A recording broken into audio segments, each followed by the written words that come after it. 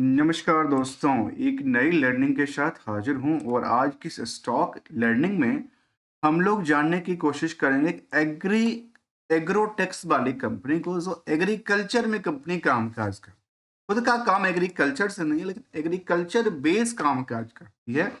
जहाँ पे प्रोडक्टिविटीज की बात किया जाए जिसमें जो हमारी फसल को बचाने वाली चीज होती है, उसको फसल को ग्रोथ करने वाली चीज होती है, उस पर कंपनी कामकाज करती है। देखिए एग्रोटेक्स में देखा गया कि इनके पास क्या क्या प्रोडक्टिविटी है, तो ये कहती है कि इनके पास एग्री क्लिनिक्स मैगनीज जो कि मैगजीन लेके आते हैं। इसके अलावा कहते हैं किसान सेवा केंद्र के साथ कामकाज करती है जो उनके पास खुद का है। नोवा एग्री बोर्ड्स है इनके पास और भू परीक्षण का कामकाज भी इनके पास कहती है। इसके अलावा कहती है जो इनके प्रोडक्टिविटीज में क्या क्या है, तो कहती है जो क्रॉप न्यूट्रिशन को लेकर के देखा जाए, सॉइल हेल्थ जो कि जमीन के अंदर जब ज्यादा सॉइल्स हो जाती है उसको हटाने वाली प्रोडक्ट, आईपीएम्स प्रोडक्ट को लेकर के, बायो तो ये जो कामकाज कर रही है कंपनी अपने इस प्रोडक्टिविटी से, तो मार्केट में किस तरह के रेश में ये शामिल है उसको समझने की कोशिश किया जाए। तो कंपनी ये कहती है कि agriculture for better future, already सब कहते हैं एग्रीकल्चर होगा तभी तो हम कुछ खाएंगे, और इसमें अलग अलग ब्रांड की बात कहती है। जहां पे इनकी ब्रांड्स में कहते हैं कि ये इनके पास कुछ पाउडर, कुछ और ऑर्गेनिक्स मीन और नोवा की इनकी ब्रांड्स हैं। इसके अलावा कहते हैं कि गूगली जैसे ब्रांड्स और कुछ नोवा गोल्ड जैसे ब्रांड भी इनके पास शामिल है और नोवा बूस्ट भी शामिल है। जिसमें कहते हैं कि ये एक नोवा किसान सेवा केंद्र के साथ पे जो कामकाज है, उसके अलावा न्यू टेक्नोलॉजी पे कंपनी कामकाज करती है। एग्रीकल्चर मैगजीन लेके आती है कि आखिर कौन से क्या होना है, जो अपनी रिसर्च डेवलपमेंट के बेसिस पे करती होगी, जहाँ पे क्रॉप न्यूट्रिशन से लेकर के चाहे सॉइल हेल्थ मैनेजमेंट का काम हो, या फिर आईएमपीएम्स प्रोडक्ट को लेकर देखा जाए, या फिर बायो स्टिमुलेशन को लेकर देखा जाए। ये कुछ ऐसे इनकी प्रोडक्ट और ब्रांड्स है जिसके मार्केट में अपनी कामकाज करती है। जहाँ एनवायरमेंट मैनेजमेंट और बाकी रिसर्च एंड डेवलपमेंट पे, क्योंकि इसमें रिसर्च एंड डेवलपमेंट की काफ़ी ज़्यादा अहम भूमिका होती है। नोवा एग्रीटेक को नोवा एग्री बोर्ड्स और बाकी इनकी कंपनी को लेकर कहती कि इनका जो स्प्रे वाली चीज़ें हैं जो ड्रोन के माध्यम से आजकल पॉसिबल है, और ये सब चलिए अब ये तो हमने बिजनेस के मॉडल मॉडल के बारे में समझा कि ये कंपनी ये कामकाज करती है। फिर इससे फायदा क्या है, इससे आम निवेशकों का फायदा क्या है जो इस कंपनी में अपनी शेयर खरीद के बैठा है या उसमें इंटरेस्टेड है। देखिए नोवा एग्रीटेक्स जो कंपनी रही इसकी हमने कारोबार बिजनेस मॉडल समझा। अब कहती है कि यहाँ पे हमने समरी डेटाबेस लिया जहाँ पे हमने मार्केट प्लस इनकी कुछ जो फाइनेंशियल पोजीशन था उनको आपस में कंपेयर किया, तो समझ में आया कि बुक वैल्यू जो है कंपनी का, उसके मुताबिक जो करंट मार्केट की प्राइस है वो 291% मूव कर चुका है। इंटरेस्टिंग वैल्यू 73 के आसपास है, जो कि अभी कह सकते हैं कि ये जो प्राइस है करंट मार्केट की प्राइस वो अंडर वैल्यूड की श्रेणी में आता है। मतलब यहाँ पे क्या लगता है कि जो कारोबार है उसके मुताबिक आज यहाँ स्टॉक प्राइस सस्ते में मिलता है, सस्ते में दिख रहा है, मिलता भी है। जहां मिलने की बात है तो इंडस्ट्रियल की पीई के मुताबिक यहाँ 10% से ज्यादा महंगी है।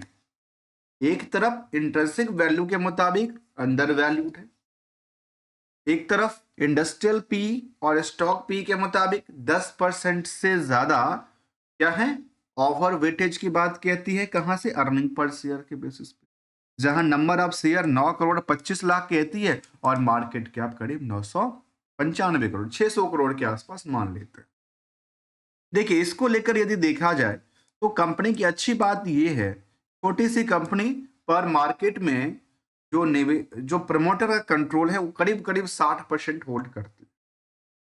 मतलब प्रमोटर का कंट्रोल ठीक ठाक कंपनी में। आरओसी भी करीब 20% से ज्यादा ही रिटर्न बना के देती है।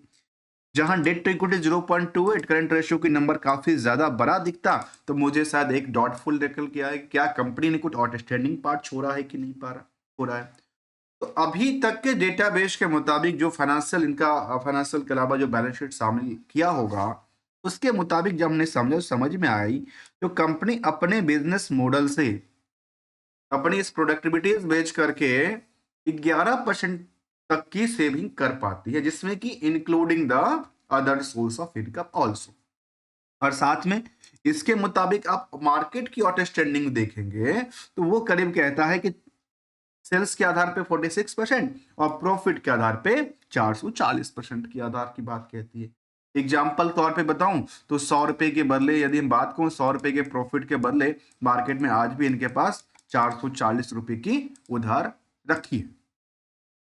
जबकि इनकी ट्रेंडिंग वेश ये कहता है कि इस कंपनी दिन ब दिन साल दर साल इनकी जो ग्रोथ रेट है वो लगातार रफ्तार से उड़ती दिखती है, जहां पे 20% से लेकर के नेट इनकम में करीब 38% तक की मूव करती दिखी है। इसी रफ्तार से यदि क्वार्टरली डेटाबेस को भी देखा जाए तो सितंबर के पीरियड में तो काफी ज्यादा रेश आई थी और रेश ऐसा था कि वाई के मुताबिक जो था वो करीब 21%, जबकि क्यू और क्यू के मुताबिक पे देखा जाए तो सोचने वाली बात है, जहां इनके turnover revenue total net income करीब 42 मिलियन के आसपास हुआ करता था, वो बढ़ के कितना हो गया 67 हो गया। मतलब वहां से 150% की मूव क्रिएट करती दिखी। एक ऑन एवरेज हम राउंड ऑफ फिगर की बात करें तो इसी के मुताबिक यदि हम नेट प्रॉफिट में ये भी देखें कंपनी के पास इंटरेस्ट का वर्डन क्या है तो कहती भाई इंटरेस्ट का वर्डन तो है और वो ये है कि अदर सोर्स ऑफ इनकम इतना नहीं क्रिएट कर पा रही कंपनी, तो ये इनके लिए अच्छी बात है। इसे पता चलता है क्या जो कंपनी का जो कारोबार है वो खुद की कारोबार से ही अपनी रेवेन्यू से ही प्रॉफिट कमाती है, जिसके लिहाज से सेल्स में लगातार अप ट्रेंड बनी, प्रॉफिट में ऑन एवरेज 21% तक की ग्रो की बात किया।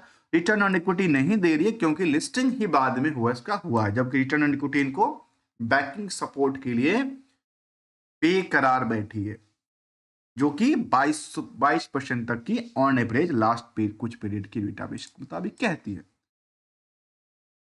ईयर्स के मुकाबले भी कंपेयर करेंगे तो रिस्क इसके बारे में जो 440% की थी उसमें एक बड़ी डिमेरिट की बात है, जो कंपनी के पास जो पैसे रिलीज होते हैं तो कहते हैं ना जब कोई फसल के लिए आप एक फसल 3 महीना ज्यादा से ज्यादा, और आप ये मानिए जो आपने फसल के लिए अपने एग्री प्रोटेक्शन के लिए काम तो किया लेकिन शायद वो लगता है कि अगले फसल आने के बाद आपके पास पैसे आए, तो 176 दिन के लिए बात कहती है, मतलब 6 महीने के बाद मतलब 2 फसल बीत गई तब आपके पास पैसे आते हैं।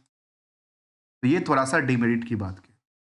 जबकि बैलेंस शीट की फिगर इनके बारे में ये कहती है कि कंपनी में जो कर्ज की सिचुएशन सितंबर तक का था वो 56 करोड़। इनकी कंपनी ने एसेट्स नहीं क्रिएट किया, जो फंड इन्होंने मार्केट से लिया था और ये लिया था केवल और केवल किसके लिए लिया था, कारोबार करने को लेकर लिया था। सारे के सारे वर्किंग कैपिटल में देखा गया जहां पे इनके पास उधार में करीब 127 करोड़, इन्वेंटरीज इनके पास 77 करोड़ और बाकी कुछ कैश एंड कैश इक्विवेलेंट में अच्छे दिखे, जिसके मुताबिक हमने देखा।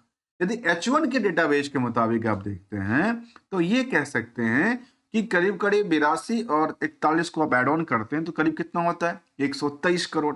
123 करोड़ के लिहाज से जो इनका ये डेटाबेस था 127 करोड़, तो सोचिए पूरे के पूरे कहाँ चला गया। अब देखिए मैं यहाँ पे आपको सामने एक बात बताता हूँ, भले ही देखिए निवेशकों का इंटरेस्ट कैसा है नहीं है वो तो अलग बात है, मामला है, लेकिन बिजनेस मॉडल की बात मैं कर रहा हूँ। 123 करोड़ का ये हुआ टोटल सेल्स एक H1 के डेटाबेस के मुताबिक, और जो H1 का उन्होंने अपनी आउटस्टैंडिंग पार्ट को दिया वो कहता है 127%। सोचिए आपस में उसका मतलब 100% से ज्यादा क्या रही इनकी आउटस्टैंडिंग पार्ट मार्केट में रही। रिस्क फैक्टर खुद का कंपनी का कितना रहा, उसके लिए H1 के लिहाज से 100% से ज्यादा।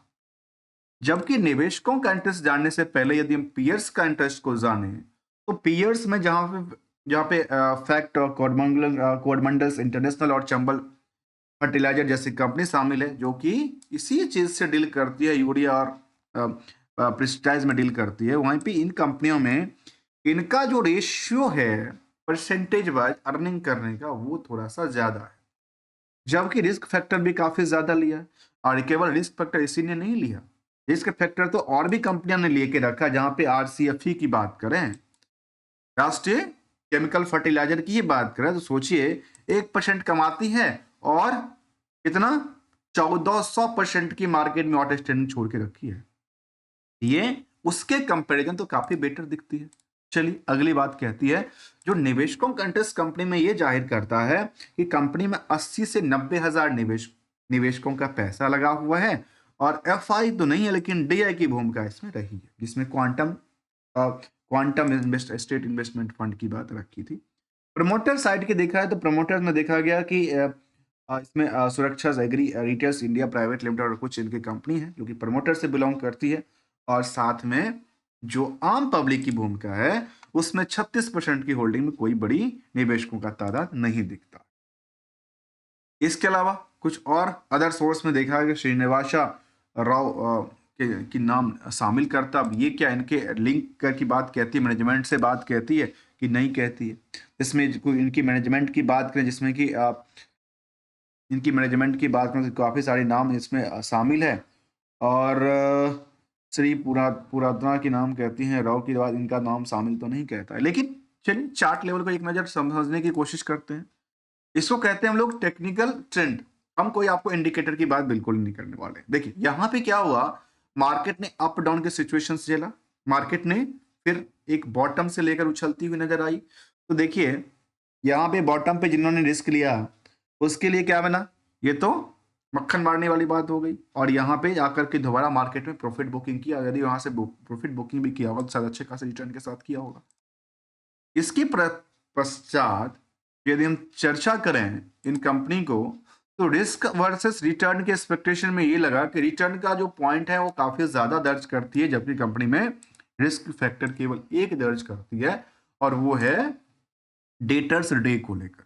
वो क्या है, डेटर्स डे को लेकर के, जहां पे थोड़ा सा चिंता की बात कहती है। तो ये हमने कुछ पॉइंट को लेकर, और मार्केट में इनकी रिजल्ट को एक्सपेक्टेशन को देखा जाए तो इसका रिजल्ट जो है Q4 की लेकर के 15 जनवरी को उन्होंने कहा था कि non applicability of the SEBI regulation, और इसको उन्होंने सर्टिफिकेशन दिया था, और इसके रिजल्ट का एक्सपेक्टेशन कब है वो जानने वाली बात पड़ेगी। जब रिजल्ट कुछ आएगा तो कुछ बड़ी हलचल क्रिएट कर पाए, क्योंकि इसका ट्रेंडिंग जो है लगातार अच्छी करती है।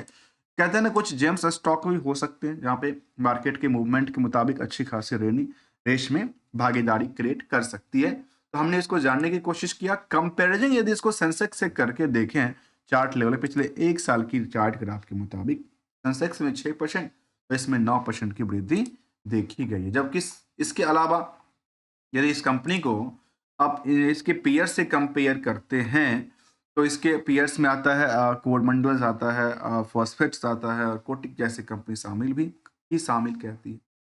दोस्तों मिलेंगे, लेकिन एक गोल्डन रूल को हमेशा याद रख के।